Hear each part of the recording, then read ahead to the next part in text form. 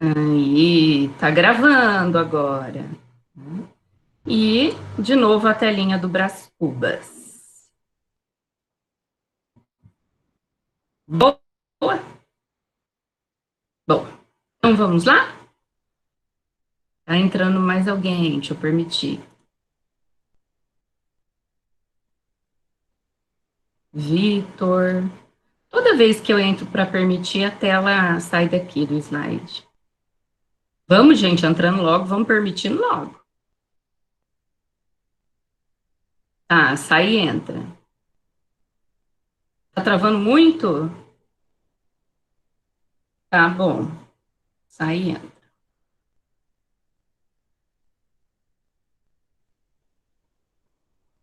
Oi, Cauã.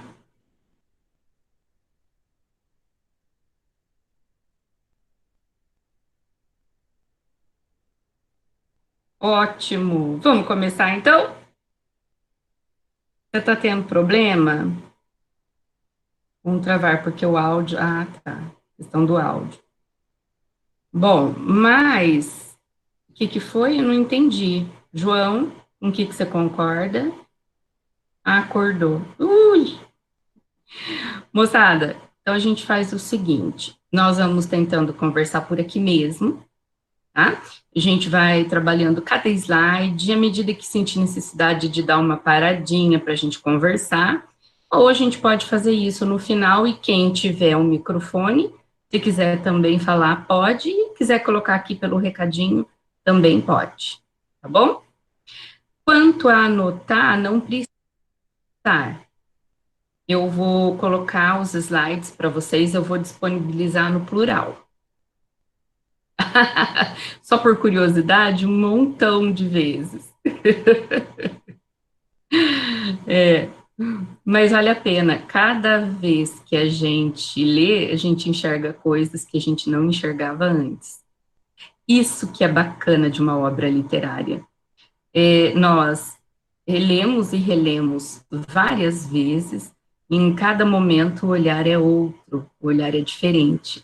Então, isso é maravilhoso. Sabe um livro que eu estou relendo agora? Não, não é. Não é muito denso.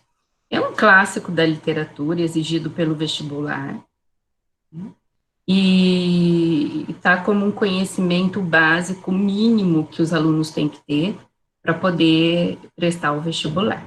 Mas tem outros livros que são muito bons. Sabe qual que eu estou relendo agora? O Ensaio sobre a Cegueira, do José Saramago. Eu acho que eu já falei dele com vocês. Ele é genial. E ele está bem, se você pensar no que vocês pensarem no que nós estamos vivendo hoje, nesse caso da pandemia, é bem contextualizado com a história do Saramago. Lá eles vivem também uma espécie de grande, né, de pandemia, ótimo, Caio, e só que é uma contaminação em massa, só que ela causa cegueira, e todos precisam ficar em quarentena, mas todos mesmo. Então é um negócio absurdo quando o ser humano perde um tipo de capacidade, no caso do livro Ensaio sobre a Cegueira é a visão, ele perde a índole, é mordaz. Genial, estou relendo, acho que é a terceira vez, mas agora com outro olhar. Muito bacana, boa indicação para quem quiser, tá? Opa! Todo mundo aí? Todo mundo assim, né? Modo de dizer. Então vamos lá. Preparados? Memórias Póstumas de Brás Cubas, do Machado de Assis. Tá? Vamos falar um pouquinho dele. Tudo jóia? Ok? Podemos começar? Então, vamos lá. Dá um ok para mim, só para ver se vocês estão vendo tudo, compartilhando telinha. Bora, bora ser feliz. Então, fiquem tranquilos, não precisa anotar tudo, tudo, tudo, porque eu vou disponibilizar esse material. Ai, que lindo ver vocês falando ok, sem falar. Nossa, meu Deus. É a primeira vez que eu vou dar aula nessa sala sem necessariamente ser interrompida, né? Interessante. Vamos lá, gente. Vamos falar um pouquinho do Memórias. Aspectos históricos, primeiro a gente vai pensar. Isso é uma revisão do que vocês já viram em sala, esse início, tá? Presta atenção, Guilherme, fica quieto, moleque. Eu tenho que dar bronca de algum jeito, né? O início do movimento realista naturalista, ele esteve muito ligado, no Brasil principalmente, a uma pessoa, uma figura muito conhecida, considerado um filósofo da época, que era o Tobias. Peraí, tá entrando alguém. Tá. E esse Tobias Barreto, ele era da escola de Recife, então era como se fosse um grupo de estudos, e ele difundiu as ideias das estéticas científicas e filosóficas, que ele trouxe como uma espécie de recurso da Europa. Nós temos que pensar no seguinte: para chegar no Brasil, tudo teria que passar primeiro por Portugal. Então, nós não recebíamos influências diretas, nós tínhamos aí um filtro. Depois de um tempo, o Brasil já começou a receber influência direta da França, da Itália, de outros países da Europa. Mas sempre nós passamos pelo filtro Portugal, que é a terra-mãe. E ele começou a difundir essas histórias, essas ideias do cientificismo, só que dentro da literatura. Então, os autores, os filósofos, os cientistas desenvolveram as teorias do cientificismo. Lembram que a gente viu em sala? Positivismo, darwinismo. E o Tobias Barreto difundiu no âmbito estético. O que é o âmbito estético? Literatura, arte, música. O que ele fazia? Ele conciliava o determinismo positivista com os princípios da liberdade humana. Então, vocês estão lembrando, acho que vocês já estudaram a Revolução Francesa, né, que é o ideal de liberdade, fraternidade, igualdade, a liberdade humana, a questão do homem poder falar o que ele quer, de poder denunciar o mundo, de fazer o seu protesto. Então, esse Tobias Barreto dava conta disso e difundia essa perspectiva.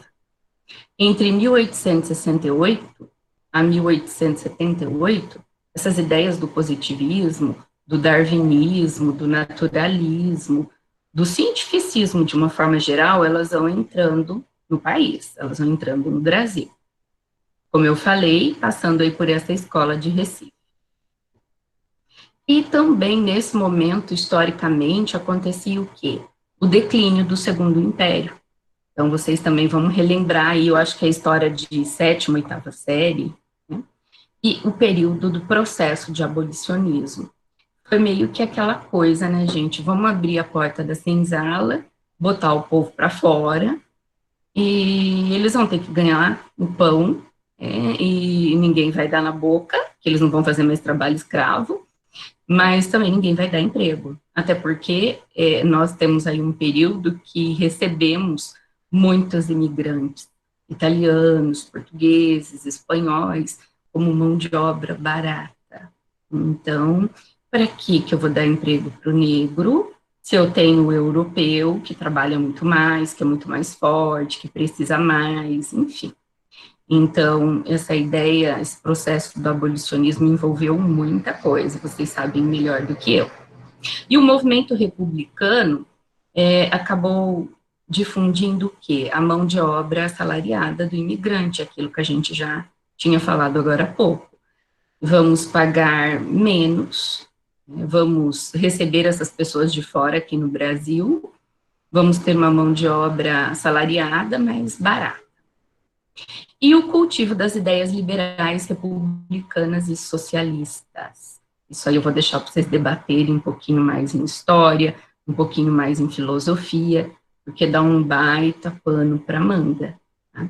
Mas essas ideias eram difundidas no Brasil, inclusive por meio da literatura. Acontece também a decadência da aristocracia rural.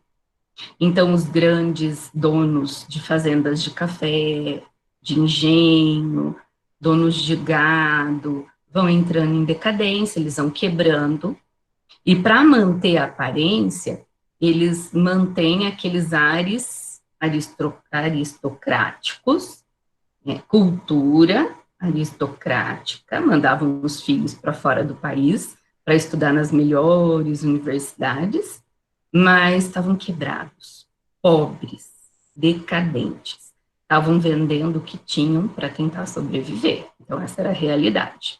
A preocupação com a realidade concreta do país. Isso Machado demonstra muito por meio das críticas que ele faz. Essas preocupações, elas eram de que fator? Aos padrões conservadores, que é o que a aristocracia tentava manter. Nós vamos manter os padrões, né? Quem é de sangue azul, quem é nobre, vamos mandar os filhos estudar fora, e um monte de coisas aí. Mas o país não estava para isso. O país não sustentava mais isso. A realidade do Brasil era outra, e a realidade desses aristocratas rurais também eram outros. Tá? Eles estavam falidos, quebrados, boa parte deles. E chegamos no Joaquim Maria Machado de Assis. Eu trouxe aí a imagem dele para vocês. A imagem mais romantizada é a primeira. Ele aparece bem branquinho, né? Olha que interessante. E essa era a única imagem que nós conhecíamos até pouquíssimo tempo atrás. Então, era a imagem em preto e branco, e aí eles davam uma caprichada no branco, no rosto dele. Então, durante anos, as gerações não sabiam que o Machado de Assis era negro. Então, é por uma questão de preconceito total mesmo. Ele foi esbranquiçado para ser aceito como um escritor, um dos melhores escritores que o Brasil já teve. Uma lenda. Vamos lá. Ele nasceu num lar muito pobre, no Morro do Livramento, no Rio de Janeiro. Ficou órfão muito cedo, aos 10 anos. Estudou sempre em escolas públicas, mas vamos só lembrar um pouquinho que as escolas públicas daquela época eram reconhecidamente de qualidade, mas ele estudava muito sozinho, ele era considerado um autodidata, ele aprendia línguas, ele estudava filosofia, ele estudava sociologia, história, então ele era muito inteligente, muito esforçado. E aos 16 anos, ele já conseguiu emprego numa tipografia. Como se fosse, eles faziam, replicavam jornais, como se fosse cópia, xerox, né? Tipografia, produziam jornais, revistas. Aos 19 anos, ele entrou como colaborador de jornais, então não só mais no trabalho manual, tá? Mas no trabalho agora de elaboração de textos. Em 1867, ele foi nomeado oficial da Secretaria da Agricultura. Então, ele teve um cargo super importante no Brasil. Casou-se aos 30 anos. Olha que interessante, um homem casar com 30 anos. Então, ele já era solteirão. Com a Carolina Xavier, de Novaes. E, era considerado um solteirão, um carne de pescoço. Se ele achasse alguém, tinha que casar rapidinho, porque não ia dar mais não, ninguém queria. E ele casou-se, então, com essa Carolina, ela era uma portuguesa. Foi bem aquela mistura, né, do brasileiro com o português. Ele sempre foi um exemplar funcionário público e um exímio escritor, excelente escritor. Então, ele não tinha o texto literário como profissão. Eu acho que nunca escrever, principalmente no Brasil, deu para se viver disso só, né? Então, ele trabalhava e escrevia. Trabalhava fora, né? Ele era funcionário e também escrevia. Só que ele foi formado à luz do romantismo. Ele leu a vida dele toda obras românticas, que foi o período que ele viveu. E com seu conhecimento, seu autodidatismo, ele foi evoluindo para o realismo. Mas ele foi criado à luz do romantismo. Tanto que em algumas obras a gente vai ver muitos traços ainda do período romântico. E ele faleceu em 29 de setembro de 1908. Vamos pensar um pouco na obra agora. É uma narrativa de caráter psicológico, a gente já falou isso. é uma narrativa que tem mais traços, né, tem muitos traços do realismo. Ainda não aparece aqui o naturalismo, que vai acontecer um pouquinho mais para frente aí, com a Luísa de Azevedo, com o Cortiço, mas essa narração, ela fica bem no âmbito de análise psicológica. É uma produção que analisa a sociedade, o âmbito social, e partindo disso, começava a provar as teses difundidas pelas correntes científicas. Ah, então o homem é determinado pelo meio? Ok, então eu vou mostrar isso aqui. Tá?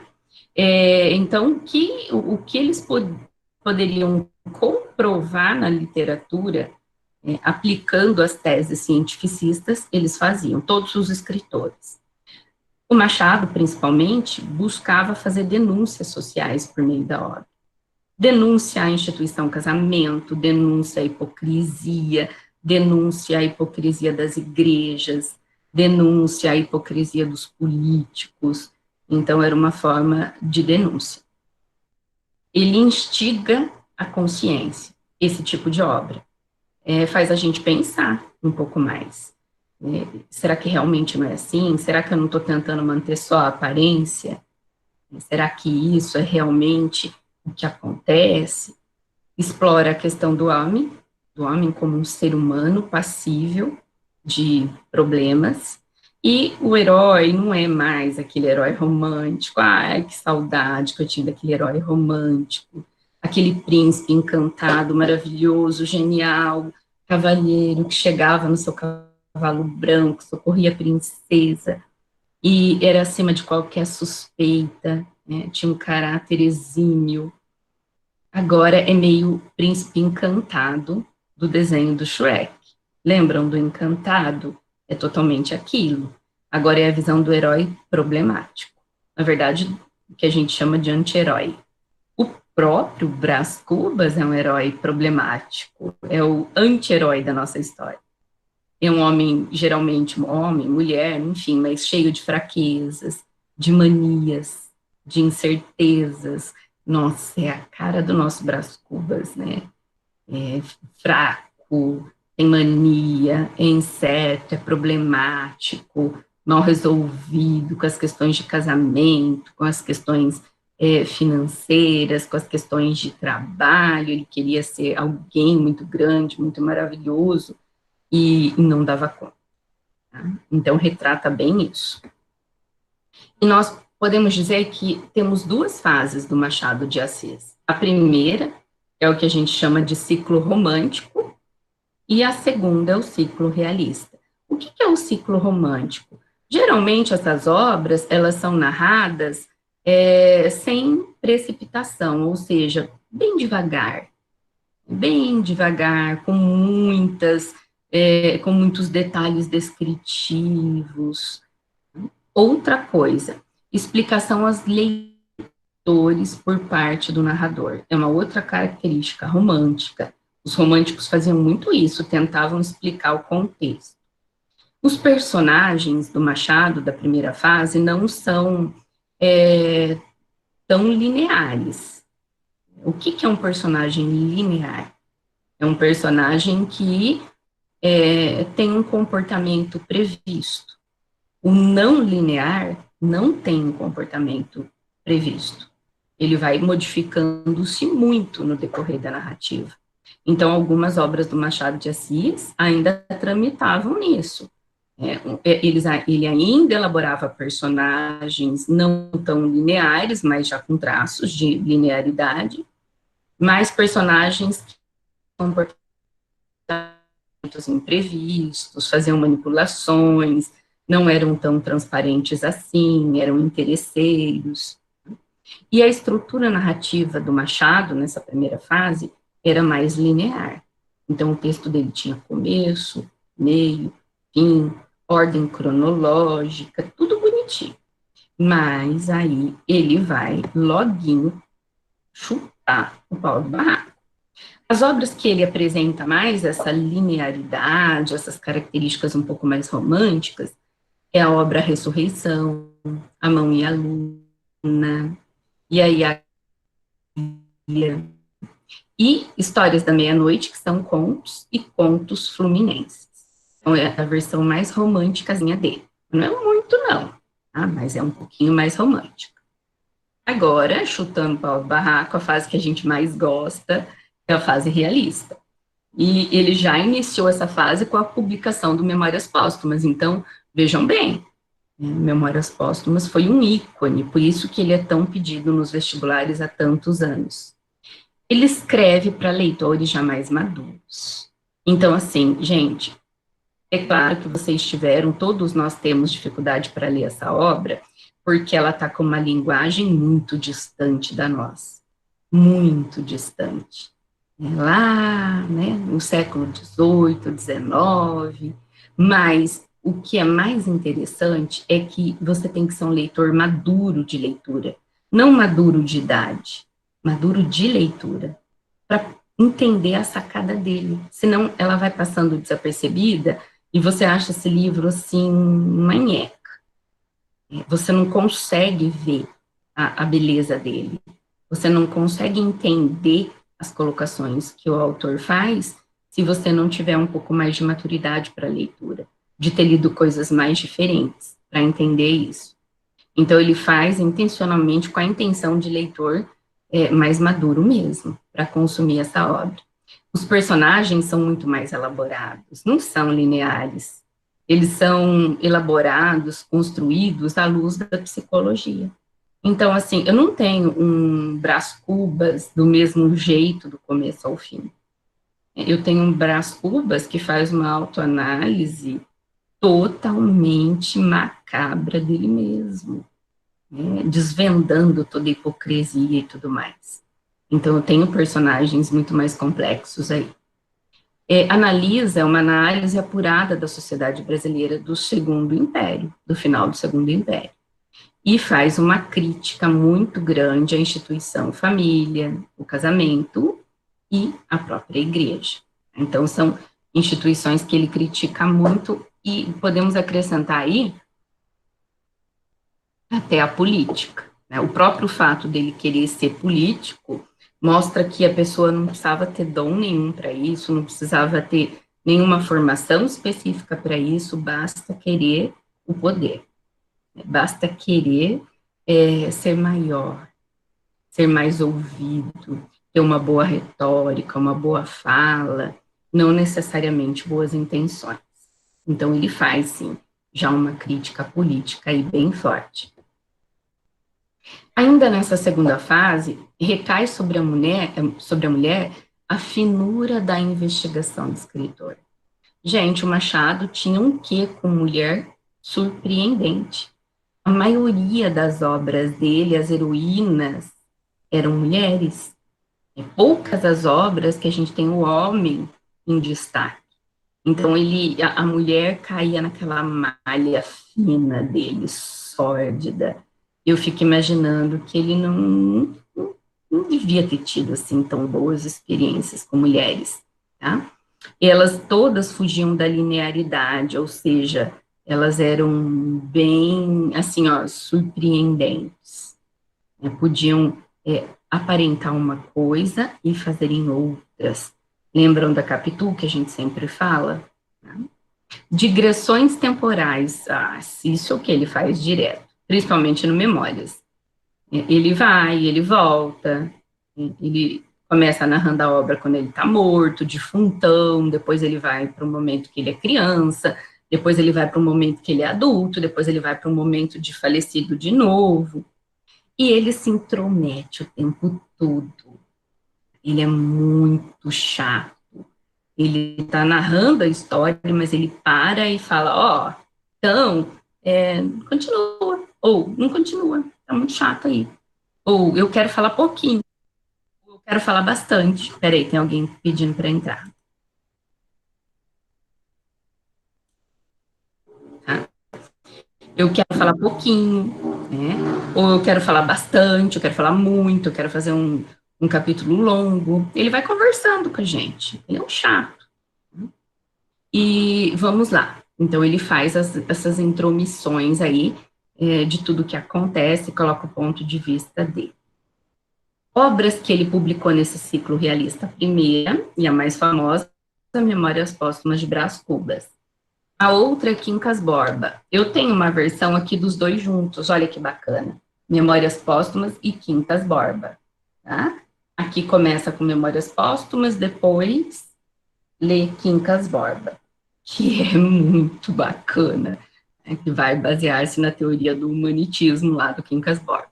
O Dom Casmurro, que vocês já conhecem, o Isaú e Jacó, Memorial de Aires, História Sem Data, várias histórias. Esses são vários livros agora, e esses, História Sem Data, várias histórias, papéis avulsos, páginas recolhidas, relíquias da Casa Velha, são textos com outros textos dentro, né? São contos, alguns são crônicas. Então, a gente pode aumentar muito mais essa produção aí se fosse falar por título de cada conto. Mas ele reuniu nessas obras aí. E são todas muito interessantes. Tá? Algumas em especial sobre política e tal. Seria, tá? Interessante ler um resumo do Quincas Borba para fazer o trabalho.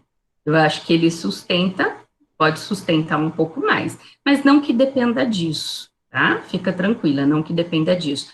Com a leitura da teoria do Quincas Borba no próprio livro Memórias e um pouco da leitura, né, das correntes da época, conhecendo um pouquinho de Darwin, lendo alguma coisinha de Darwin, já dá para fazer bem tranquilo isso, tá? Mas no decorrer aí a gente vai falar mais um pouquinho. E ele escreveu poesia, gente. Só que assim, eu vou ser muito sincera com vocês. Ele foi considerado um perfeito autor de textos em prosa, mas autor de obra poética, ele já não foi tão admirado assim. Também não dá para ser bom em tudo, né?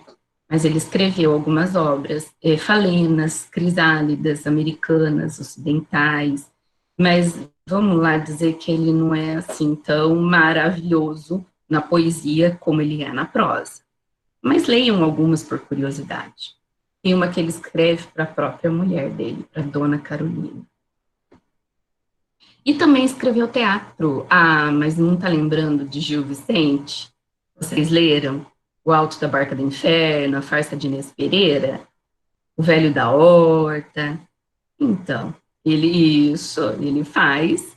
Ah, vocês leram, né? Nossa, eu tô acreditando, né? O Alto da Barca. Oh, boa!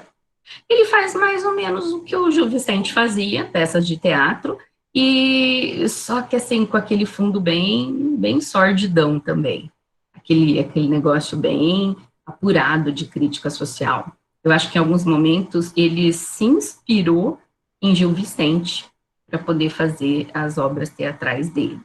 Então aí, ó, quedas que as mulheres têm para os tolos. Ah, Gil Vicente. Eu me lembrei da Inês Pereira, do Gil Vicente. Desencantos, Hoje Avental, Amanhã Luva. Ah, adorei essa. Tá?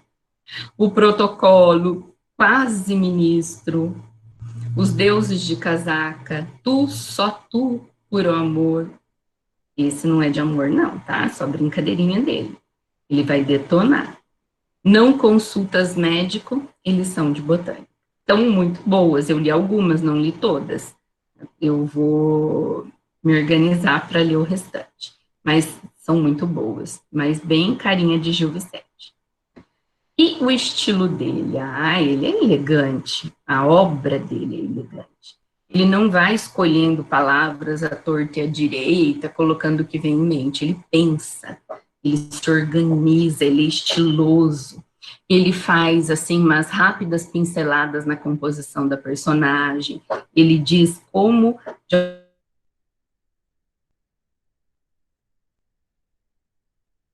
alguma forma, ele apresenta, quando ele apresenta o personagem pela primeira vez, vem todo aquele traço físico, psicológico, principalmente psicológico. E, então, ele meio que te dá um retrato de quem ele quer.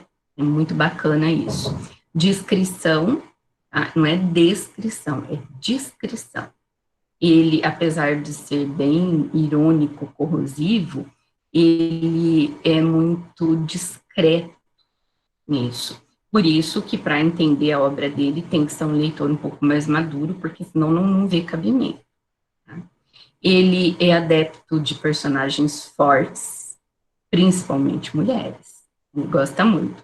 E a observação do ser humano e da sociedade é o que ele gosta mais de fazer. Então, não importa se vocês não conseguirem ler tudo dele, a gente nunca vai conseguir ler tudo de um autor. Mas conhecendo essas características, vocês vão conseguir poder analisar outras obras dele, para um Enem, para um vestibular. Conhecendo bem as características do estilo machadiano, dá para conseguir aplicar em outras obras também. Mas isso rende teses de mestrado, de doutorado. O Machado, ele é um dos autores brasileiros mais estudados, tá? Dentro do próprio Brasil e no mundo. Muitos autores, muitos teóricos estudam demais ele. Bom, ele trata do casamento por comércio, transações econômicas. Então, lembram do Memórias Póstumas que o Brás Cubas iria casar com a Virgínia por interesses? Se ele fizesse essa parceria aí, né, esse casamento com ela, seria uma boa oportunidade para ele crescer no meio político. Então, ele não colocou o amor em primeiro lugar, ele colocou a questão do relacionamento mesmo de transição, né, transição comercial, transição econômica, o que eu vou ganhar com esse casamento? Ele usa de uma fina ironia, isso a gente já viu, né, corrosiva, e como que eu percebo essa ironia? Quando eu estou com os olhos mais calejados para essa leitura. Então, pode ser que vocês tiveram uma grande dificuldade de ler esse, mas o próximo vocês já não vão ter, porque os olhos já vão estar calejados, já vão conseguir fazer essa distinção. Ele observa por trás das máscaras, então ele apresenta o personagem com uma máscara, e depois é meio que se ele entrasse por ali por dentro e fosse revelando quem a pessoa realmente é. Isso é genial, né? O próprio Brás Cubas é assim. Então ele vai entrando por trás daquela máscara, daquela aparência que ele tem na sociedade e descobrindo o que ele tem por dentro. Trabalha muito a questão de jogos de relação social, com quem é importante eu ter amizade, com quem é importante trocar ideias, frequentar a casa. As personagens com um penetrante espírito de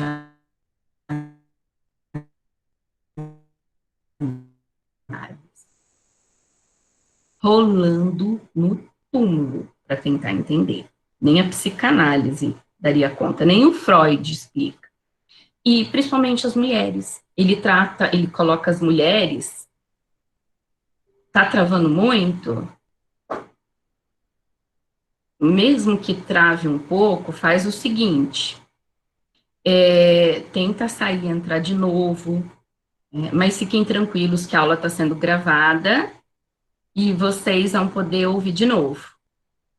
Ai, gente, sério mesmo que está travando aí para ouvir? Tá? Bom, o duro é que a gente não tem muito o que fazer. Vou chegar um pouquinho mais perto aqui, mas tá travando muito. De qualquer forma, assim, não tem como mexer muito agora, mas aí vocês vão poder assistir novamente, tá? Isso, ele parece que decifra personagem todo só falando do olhar dele, com certeza, tá? Ele é assim. E como que são as mulheres da vida dele, das obras dele? Geralmente são dominadoras, fatais, adúlteras, lembram da Capitu? São recatadas, como a Virgínia, mas tinha uma relação amorosa com ele, mesmo depois de casada. São sedutoras e são fascinantes. É o verdadeiro diabo, essa mulherada, tá? É o diabo. Ele era apaixonado por mulheres. Eu não sei se para amar ou para detonar, mas ele focava muito nisso. E os nossos Memórias Póstumas. Eu amei essa capa, esse folhinho assim, ó, tá? Tô morto, mas não tô. Tô morto, mas tô aqui contando a minha história para vocês. Estão ouvindo bem agora ou tá travando o som ainda? Dá um feedback. Tá normal? Bom, bom, ótimo. Melhorou? Tá. Então vamos entrando aqui, vamos entrando, vamos arrancar o couro desse homem. Ele, primeiro, ele faz um negócio que é maluco. Ele quebra um mito do narrador onisciente, que tudo vê e tudo julga. Vocês estudaram já que tem o narrador em primeira pessoa e tem o narrador em terceira pessoa. Aquele em primeira pessoa tem um foco totalmente limitado. É o que ele acha que está acontecendo, não o que realmente está acontecendo. Isso é o caso, por exemplo, do Dom Casmurro. Ele cismou que a Capitu era adúltera, que a Capitu traía ele com o melhor amigo, né, colocou a perspectiva dele, e a gente nunca vai saber outra, porque o narrador era em primeira pessoa. Só que, nessa obra, ele faz um negócio genial. Ele faz o narrador em primeira pessoa, detalhe, só que morto. E se o cara tá morto, ele parte-se do princípio que ele pode enxergar muito mais coisas. Então, esse narrador é em primeira pessoa, mas ele faz a posição de onisciente, porque ele vê tudo mesmo. Ele consegue ver, ele consegue até ouvir o pensamento das pessoas. Mas como que ele consegue se ele é um narrador em primeira pessoa? Óbvio, facílimo, porque ele é defunto, ele é morto, ele é um fantasma. Então, moçada, cuidado com o que vocês falam ou fazem aí, porque nós podemos estar sendo observados. Né? Mas é meio que isso. Ele até usa um termo que eu acho interessante: despejo dos que já nada mais temem. Ou seja, ele narra assim, totalmente livre de qualquer problema. É tudo que ele vê, tudo que ele quer falar, ele fala. Porque ele tá morto mesmo, não vai ser julgado, né? Tô morto. Se eu fosse vivo, eu teria algum melindre para falar, mas agora eu não vou ter nenhum, não. O narrador é a personagem Brás Cubas, né? Que depois de morto, a gente já falou disso, ele resolve escrever sua autobiografia. Então, tá morto, né? Então, tanto faz, né? Então, tá morto. O que nós vamos fazer? Posso falar tudo. Olha como é que ele abre memórias. Algum tempo hesitei que devia abrir essas memórias pelo princípio ou pelo fim. Isso é, se poria em primeiro lugar o meu nascimento ou a minha morte. Suposto o uso julgar seja começar pelo nascimento. Duas considerações me levaram a adotar diferente método. A primeira é que eu não sou propriamente um autor defunto, mas um defunto autor. Ah, eu adoro isso, gente. Quando ele fala isso, ele está tentando explicar para nós como que ele começou a escrever as memórias dele. E todo mundo começa a escrever suas memórias pelo nascimento. Ele começa a escrever pela morte. Então, é muito interessante. Esse cara é um palhaço. As lembranças que ele traz são fragmentadas. Então, não são lembranças bem elaboradas, com começo, meio e fim. Ele lembra de uma coisa, fala, lembra de outra, fala, lembra de outra, não lembra de nada, fala também. Cabe ao leitor organizar. Aí que está nosso papel ativo, gente. Aí que entra a gente como leitor. Eu que vou meio que organizando isso. Ah, então ele namorou a Marcela? Tá. Mas foi antes da Virgínia? Foi. Mas ele queria a Virgínia por quê? Por interesse. Mas depois ele ficou apaixonado. Então, assim, a gente que vai organizando isso. Né? Porque ele não se preocupa com isso, não. O problema é teu. Ele está contando. As pessoas são apresentadas à medida que participam da vida do narrador. Então, vem lá a Marcela, o que ela fez na vida dele, meio que ela que fez o pai e a família mandá-lo para fora para estudar, porque ele estava acabando com toda a fortuna da família, todas essas coisas. Então, ele vai falando e ele vai apresentando à medida que ele fala de cada personagem. Narra os amores da juventude, né? Uma delas, como eu falei, a Marcela, é uma prostituta de luxo. Exatamente, ele joga as histórias a gente que luta, a gente que se ferra, aí o problema é nosso. Se a gente está entendendo, não está entendendo, né? O problema é nosso. E é a Marcela que explora ele até quase acabar todos os bens. Então, olha como o Brás Cubas descreve a Marcela, eu acho excelente isso. Marcela não possuía a inocência rústica. Isso é para dizer que ela era prostituta, né? Mas olha essa, é melhor.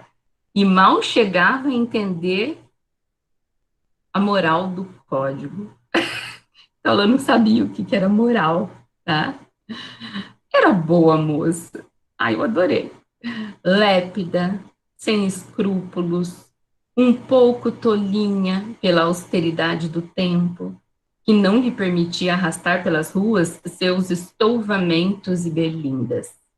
Luxuosa, impaciente, amiga de dinheiro e de rapazes. Essa descrição da Marcela é uma das melhores, tá? Ela não tinha escrúpulo nenhum. Quando ela estava velha, só o pó da rabiola. Ela estava bexiguenta, bexiguenta, que nojo, bexiguenta. E eu fico imaginando aquele rosto cheio de bexigas, como ele descreve. Mas é muito interessante, olha, amiga de dinheiro e de rapazes. Vulgo, mulher da vida, né? Vamos lá. Os pais mandam Brás Cubas, então, se formar, né? Doutor, porque quem se formava em direito era doutor, e ele volta e fica noivo de Virgínia. Mas, como a gente já comentou, esse casamento era só por conveniência. Mas o Lobo Neves, que era um outro aristocrata da época, também queria subir socialmente e chegou primeiro, conquistou os pais da Virgínia, conquistou a Virgínia, jogou um galanteio, foi mais espertinho, mas era um boboca, tá? Era um boboca em outros sentidos, pelo menos pela visão do Brás Cubas. Era um chatonildo, mas ele foi mais esperto que ele. Era chato, mas foi mais esperto. Conseguiu casar com a Virgínia, né? Depois de um tempo, Brás e Virgínia se reencontram e tornam-se amantes. Aí é que ele fala que ele sempre amou ela, que ele queria ficar com ela, e se tornaram ardentes amantes, queriam fugir junto, mas não, para não causar grandes problemas, né? Vamos alugar uma casinha e lá a gente faz o nosso ninho de amor. Porque eu, a Virgínia, sou uma mulher casada, coitadinho do meu marido, ele tem uma posição política importante, eu não posso fugir com outro homem. Então, a gente se encontra naquela casinha, no nosso refúgio, e o Brás realmente arruma uma casinha para ela, coloca uma funcionária para cuidar, então está perfeito, né? Agora está perfeito. Ela chega até a engravidar, e ela sabe que o bebê é do Brás Cubas. E, é, tá? Não é que ela não quis, ela quis ficar com o Brás Cubas, mas ela não quis fugir com ele. Ele não tinha posição, ele não tinha cargo político tão importante, ela era esperta. Então, assim, com você eu dou os beijinhos na boca e continuo casada com o Lobo Neves, que eu sou uma senhora de respeito. Né? E a Virgínia engravida, ele sabe que o bebê é dele, só que ela perde o bebê, e esse é um momento muito delicado na história, ele narra isso com um pouco mais de romantismo, né, com um pouco mais de cuidado, porque trata aí do luto, e eles acabam se separando. Olha a descrição da Virgínia. Era bonita, fresca, saída, acho que eu digitei errado aí, saída das mãos da natureza, cheia daquele feitiço precário e eterno, que o indivíduo passa a outro indivíduo, para os fins secretos de criação. Era isto, Virgínia, e era clara, muito clara, faceira, ignorante, pueril, cheia de ímpetos misteriosos, muita preguiça e alguma devoção. Devoção ou talvez medo, creio que medo. Então ele diz assim, ela é linda, é meio boba, misteriosa e tem um certo medo das coisas, né? Um certo medo, uma certa preguiça, ou seja, ela não era aquela mulher super mega destemida. Eu amo o Brás Cubas, eu vou fugir com ele, vou morar embaixo de uma ponte, numa casinha de sapê, né?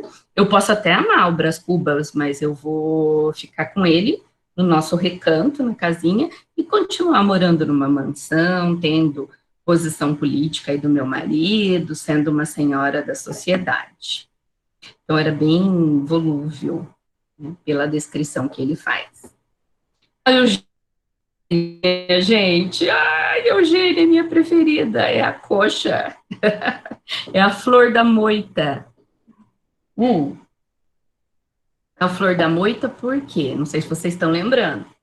A mãe dela foi pega numa festa atrás da moita, transando com, vejam bem, sim, com um cara casado.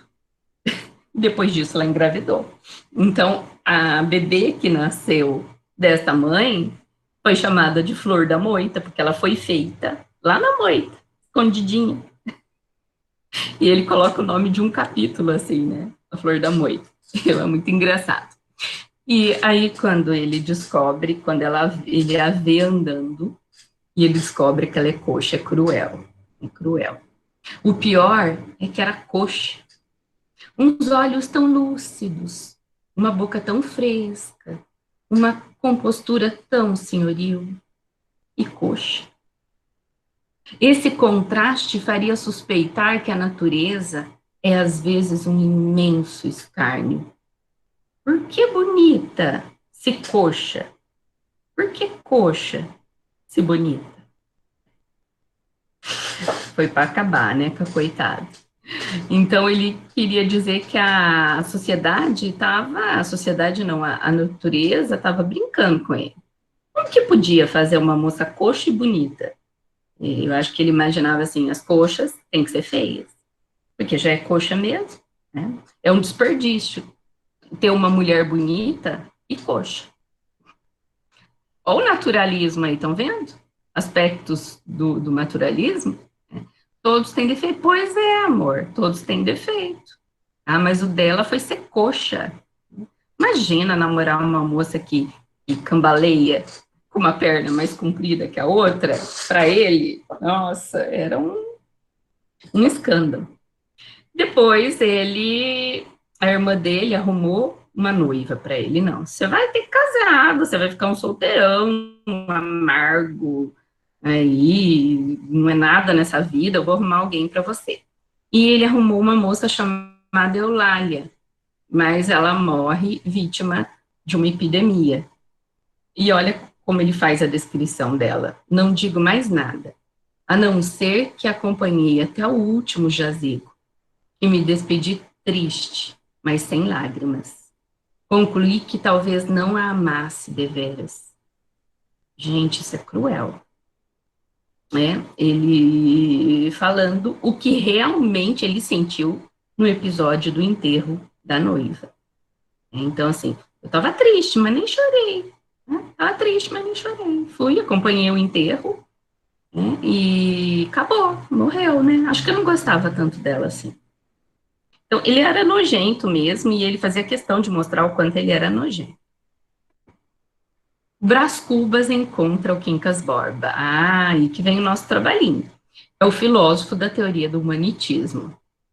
O humanitismo pode ser interpretado como uma sátira ao positivismo e ao cientificismo, ao naturalismo do século XIX. Peraí, deixa eu permitir. Alguém está entrando. O som tá bom? Vamos lá. A teoria darwinista, ou darwiniana, não estou lendo o que a Raquel escreveu. A teoria darwiniana, ou darwinista, que nós chamamos, ela, ela destaca a luta pela vida, a seleção natural do mais apto ao processo essencial da evolução das espécies. Ou seja, quem é mais forte resiste mais. Quem é mais fraco morre, tem que morrer mesmo, porque tem que prevalecer só os fortes. E a teoria de o vencedor, ao vencedor, as batatas. É aí que eu quero que vocês detonem. Eu nem vou falar muito, eu não quero falar muito. Mas, pensando inclusive na nossa atual situação, essa pandemia no mundo, o nosso momento de não se contaminar, de ficar em casa, e como que as pessoas estão agindo diante disso. Quais são as atitudes, principalmente governamentais, de todos os países, do nosso país, como que eles estão lidando com tudo isso? E até que ponto que isso pode ser discutido em relação à teoria do humanitismo, tá? Ela pode ser lida como uma paródia irônica do cientificismo da época realista naturalista.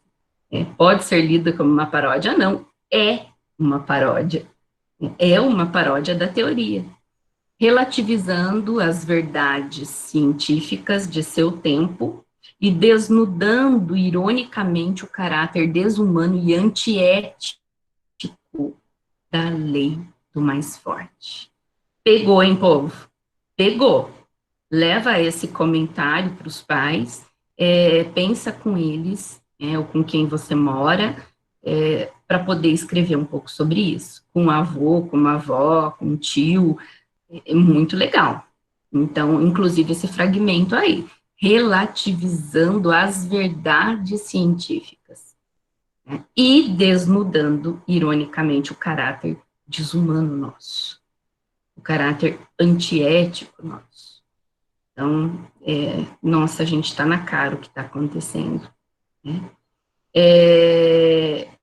O que ela mandou perguntar? Se a epidemia que morreu a Eulália, do que é isso? Do que a Eulália morreu?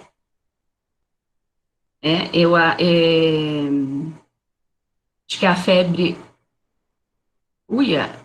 não sei se é a malária ou a febre amarela. Acho que era malária. Febre amarela. Eu não estou lembrando se é malária ou febre amarela, mas eu acredito que seja, tá? Espera aí um pouquinho, é a febre amarela. Espera aí, deixa eu pôr só o carregador aqui. Mas não falta muito não, calma aí, tá? Deixa eu pôr o carregador aqui, porque tá acabando a minha bateria. Espera aí, já pensou se acaba a bateria bem no meio da aula?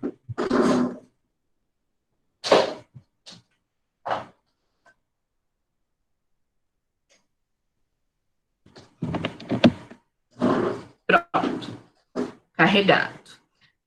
Um repelente salvava o casamento. Pois é, já pensou? Mas ele só descobriu que não amava muito ela quando ele levou ela para enterrar. Então, nojento. Vamos lá, continuando. Então, pensaram nisso, né? Dei umas dicas aí. E vamos pensar nessa relativização da verdade, essa adaptação da teoria para o nosso contexto, e se ela caberia hoje, né? Que é uma visão hipócrita mesmo, distorcida e totalmente descontextualizada de algumas teorias para me servir no momento. Continuando, Brás Cubas tenta carreira política. Não porque ele quer ser uma pessoa importante para a sociedade, longe dele, imagina. Ele importante para a sociedade, ele fazendo alguma coisa para contribuir, não, ele queria ser importante, ele queria ser, sim, conhecido, ele queria ser célebre, ele queria, uma carreira de nada. Se hoje os políticos não fazem muita coisa, antigamente não faziam nada elevado ao cubo. Há coisas que melhor se dizem calando. Tal é a matéria do capítulo anterior. Olha que legal ele falando com a gente. Tem coisa que não vale a pena falar, né? Então eu vou dizer me calando. Podem entendê-lo os ambiciosos malogrados. Ou seja, quem vai entender, podem entender, é quem já passou por isso, que é ambicioso e que não conseguiu o que queria. Se a paixão do poder é a mais forte de todas, como alguns inculcam, imaginem o desespero, a dor, o abatimento do dia em que perdi a cadeira na Câmara de Deputados. Aqui ele prova o quanto ele é fútil, o quanto ele é hipócrita, o quanto ele é desonesto mesmo. Ele não tinha sede, ele não tinha vontade de ajudar, ser político para ajudar. Ele tinha vontade de ser político por ser conhecido, para ser importante, para ser convidado para os bailes e altas festas da sociedade. Não é diferente do que nós vivemos hoje, né, gente? É o poder, é o jogo do poder. Quer ficar famoso e deseja criar um emplasto Brás Cubas. Eu prometi, eu ia trazer o meu filho para fazer a propaganda, mas ele ficou com vergonha, tá? Mas eu tenho aqui o emplasto Brás Cubas contemporâneo. Ele chama Gel Cura Tudo. Gente, existe, tá? Ele existe. Eu vou ler aqui o que ele cura. Ele cura varizes, dor de coluna, coceira, dor de cabeça, pancada, ferida, micose, rachadura nos pés, pós-barba, picada de inseto, sinusite, garganta inflamada, frieira, problemas com asma e, com certeza, cura a melancolia, a depressão do mundo. Eu achei o emplasto Brás Cubas, né? Com as indicações. Ele morreu por conta disso, tá? Eu acho que, olha, curando tudo isso, e sendo até uma loção pós-barba, que está escrito aqui, deve curar o câncer também. Aliás, deve curar até o coronavírus, né? Com certeza. Cura a AIDS, cura tudo. Tá? Esse é o emplasto que ele queria fazer. Ele existe, tá? E cheira gel pós-barba, tá? Estão cheirando? Vamos lá. Essa ideia era nada menos que a invenção de um medicamento sublime, um emplasto antipocondríaco, destinado a aliviar a nossa melancolia, a melancolia da nossa humanidade. Gente, se eu lançar um negócio desse hoje, eu vou ficar rica. Eu vou pensar numa capinha bonita aqui, vou fazer umas mistureba aqui, vou vender. Ao criar esse emplasto, né, na tentativa de criar esse emplasto, ele mesmo ironiza a sua própria atitude. É claro que ele sabia, acaba com a onda de suicídio. Eu acho que até pode ser, né? Tá? É a mais poderosa do mundo. Cura tudo, gente. Cura tudo. E aí, dor de cotovelo também, tá bom? Cura também. Mas pensem bem, é uma ironia, é uma mega de uma ironia. Isso aqui tem uma carga simbólica muito grande. Eu vou fazer um remédio que cura todas as doenças e, principalmente, cura a melancolia. O que eles chamavam de melancolia é o que nós chamamos de depressão hoje.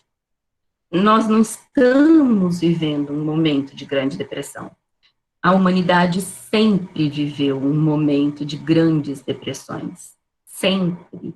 A busca do homem por aliviar essa dor sempre foi, sempre existiu. Então, esse aqui é para aliviar a melancolia da sociedade. É um símbolo. E ele achava que ele poderia construí-lo aqui, num potinho, e vender. E poder ajudar as pessoas e ficar famoso. O interessante. E, ó, anti-hipocondríaco. Anti. Então, eu vou fazer o que com esse emplasto? Eu vou passar, eu vou já me proteger de algum mal que eu posso ter, como que eu vou usar, como que ele vai funcionar? Isso é uma coisa para a gente pensar, tá? Continuando. E, ao tentar criar um emplastro, ele fica muitas noites acordado, fica lá mexendo, vai para a janela, toma um arzinho e volta. Você sabe como esse povo antigo era delicado, né? As meninas davam 2 rodopiadas, assim, num salão, e caíam já, assim, pálidas no chão. E os homens morriam, assim, à torta direita de pneumonia, só porque tinham uma vida boêmia, porque ficava bebendo até de madrugada. Né? Ah, com certeza, ajudam. Então, só porque ficava até de madrugada, tomando friagem, bebendo, vivendo nas tavernas da vida, eles pegavam pneumonia, olha que negócio. E as meninas rodopiavam no salão desmaiavam, tá? Povo fraco, né? Então, e ele ficou muitas noites acordado, trabalhando no emplasto, que o levou a ter uma pneumonia e morrer. Expirei 2 horas da tarde de uma sexta-feira do mês de agosto de 1869. Me arrepia essa parte. Foi o momento que ele fala que ele morreu.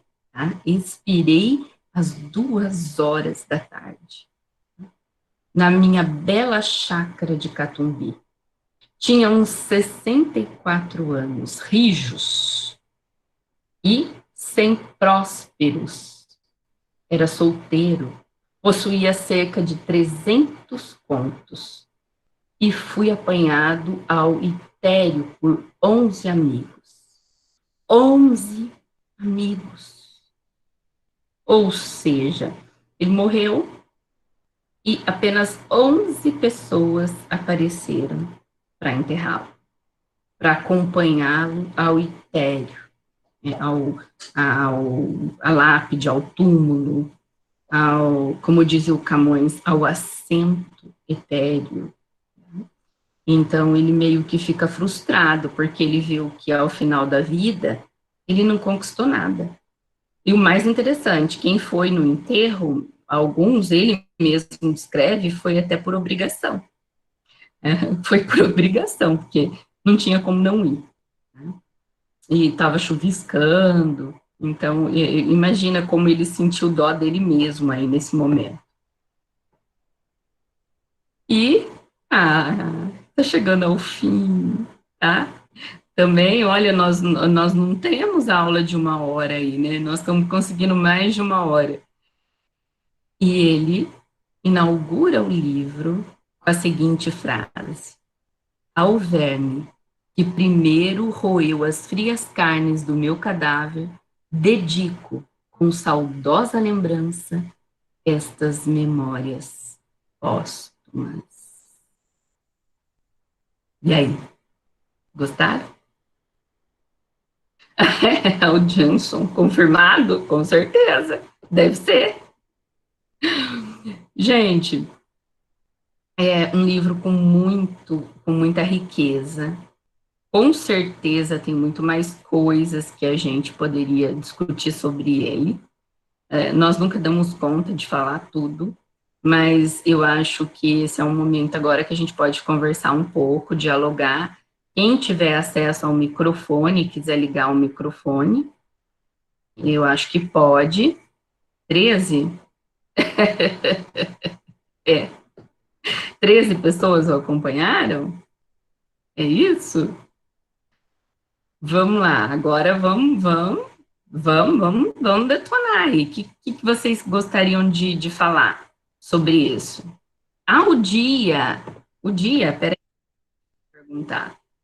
A hora da conspiração não é conspiração. É, expirei às 2 horas da tarde de uma sexta-feira do mês de agosto de 1869. É bem esse momento. Mosquei no capítulo Filosofia do Quincas. Dele na sexta-feira. Nossa, já pensou? Ia ter a volta dos mortos-vivos aí. Na verdade, teve, né? Então, a teoria do Quincas Borba, ela vai ser super bem explicada em Quincas Borba.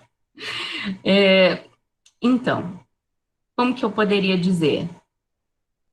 Não sei se foi que eu li desatenta, mas eu não entendi, não deu tempo de eu terminar de ler, não deu tempo. Basicamente, o Quincas Borba é a teoria inteira. É. Mas aí tem a história de um cachorro, é um negócio maluco também, muito divertido, né? Muito divertido. Mas, assim, quem quiser ler, manda bala, lê, tranquilo. Mas humanitas precisam comer, viu? É uma teoria do humanitismo. Não, olha, gente, tenta entender. Ele faz até uma analogia com bolhas de sabão, que eu acho muito divertida. E sabe o que que eu quero? Que vocês vão ter mais uma semana aí para preparar o trabalho. Eu quero que vocês debatam, leiam, releiam qual é a teoria. Ele dá alguns exemplos, o próprio Quincas Borba faz umas metáforas que eu acho genial. Releiam aquela parte que ele fala das bolhas de sabão. E dá uma relida, entra na internet e procura um pouco mais sobre o darwinismo, a teoria do Charles Darwin. Vocês já estudaram, mas dá uma lida num resuminho. É para a semana que vem o trabalho, tá? É para terça-feira que vem. Eu não estou lembrando o dia agora, mas é terça-feira que vem. Depois dá uma olhadinha aí, dia 5. Dia 5, Giovana. Sofia, tá? Para o dia 5. Gente, mas eu não quero nada imenso. Caiu no domingo? Então envia na segunda. Tá? Envia na segunda, dia 6. Oi, fala, Sofia. É domingo? Ah, então eu devo ter olhado errado. Eu já vou falar. Então, dia 6, por favor, alterem a data aí na agenda de vocês para mandar por e-mail. Espera aí um pouquinho. Tá bom. Vamos falar um pouco do trabalho, antes de eu falar um pouquinho do Brás. O trabalho é o seguinte, eu já mandei para vocês pelo Zap, tá? Para entender, para reler a passagem que o Brás Cubas conhece a teoria do humanitismo, que foi desenvolvida pelo seu amigo filósofo Brás Cubas. Desculpem, Quincas Borba. Tá? O Quincas Borba, inclusive, morre completamente louco, pirado. Mas ele defende essa teoria e traz vários argumentos. Isso. O Brás Cubas tinha dinheiro porque a família tinha grana. Então ele não trabalhava, ele não tinha trabalho. Ele tentava ser as coisas. Ele era formado em direito. O trabalho dele era tentar ser importante. Tem um conto, moçada, esse é legal. Tem um conto que é a cara do Brás Cubas. Chama Teoria do Medalhão. É curtinho, deve ter umas 3 páginas, 4, acho. Chama Teoria do Medalhão. Trata sobre isso. Ele tentava. Não, na verdade, ele não fazia negócio, ele não fazia nada. Ele gastava a vida dele inteira tentando ser importante. E era sustentado pelo dinheiro da família, pelo dinheiro do pai, da mãe, né? Tinha muita gente assim. E então ele mesmo ele não trabalhou. Ele não trabalhou. Tem uma coisa interessante que ele fala, eu acho que é em Brás Cubas mesmo, o título só serviu para dizer que ele era doutor. Eu acho que é um Memórias mesmo. Ele dizia assim, que ele não deixou nenhum filho e que ele contribuiu para o mundo, porque ele não deixou o seu legado de miséria para nenhuma criatura humana. Então, ele mesmo admitia o quanto a espécie humana era miserável e que ele não teve filhos para não transmitir esse legado de miséria, né? Não no sentido de grana, tá? No sentido de pensamento mesmo, no sentido curto da palavra. Bom, moçada, eu vou ter uma outra aula com os terceiro ano, A irmã dele ajudava a sustentar também, sim.